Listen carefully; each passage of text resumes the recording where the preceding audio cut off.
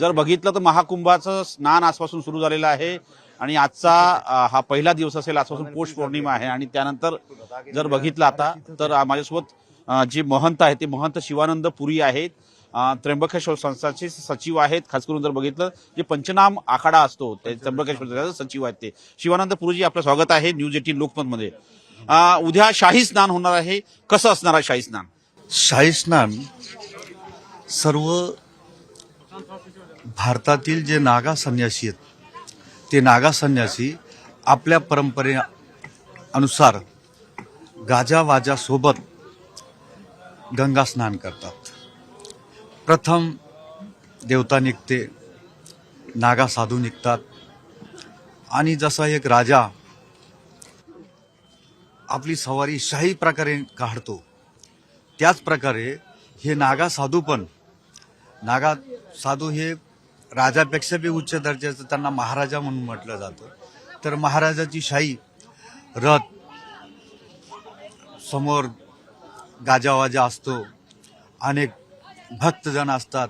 त्या भक्तांना सोबत घेऊन मा गंगाच्या तीरावर जाऊन आणि शाही प्रकारे स्नान करतात. ते स्नान का करतात तर जेव्हा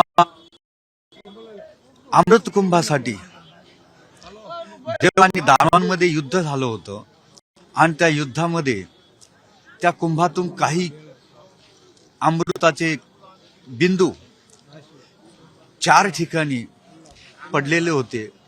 त्याच्यापैकी एक प्रयागराज तीर्थ, त्यामध्ये त्या अमृतावर आज पण त्या अमृत सारखे सदृश्य गुण त्या गंगाजलामध्ये असतात.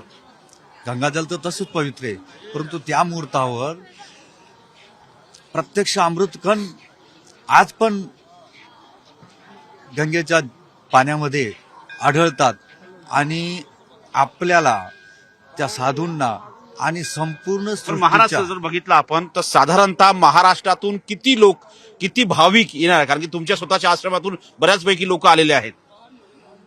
संपूर्ण महाराष्ट्रातून अंदाजन तरी 50 लाखापर्यंत लोक आलेले असणार इथं स्नानासाठी.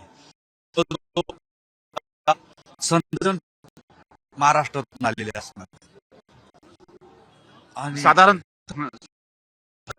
बघितलं आपण तर नसतील एक महंत संत आलेले आहे. असं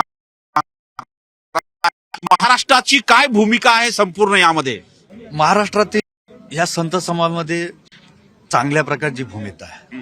जे विद्वान लोक आहेत, महाराष्ट्रातून भरपूर विद्वान लोक या संत समाजात प्रविष्ट झालेले, त्यांनी संन्यास घेतलेला आहे. महाराष्ट्रामध्ये जसा एक वारकरी संप्रदाय, त्याच्यातून संस्कृतचं धर्माचं अध्ययन करून आणि मग इकडे येतात आणि बिलकुल जसं कॉलेजमध्ये पोस्ट ग्रॅज्युएशन होतात त्याच प्रकारे संस्कृतमध्ये पण पोस्ट ग्रॅज्युएट करून इकडे संत येतात की ज्यांना धर्माबद्दल चांगल्या प्रकारे ज्ञान असते आणि ते समाजात त्या धर्माचं शिक्षण देतात का समाजात कसं वावरावं, कसं जगावं, खोटं बोलू नये किंवा संस्कारक्षम कसं माणसं. आणि साधारणतः हे जे संपूर्ण हा महाकुंभ सुरू आहे, हा महाकुंभ किती तारखेपर्यंत चालणार आहे? त्यानंतर संत कुठे जाणार आहात?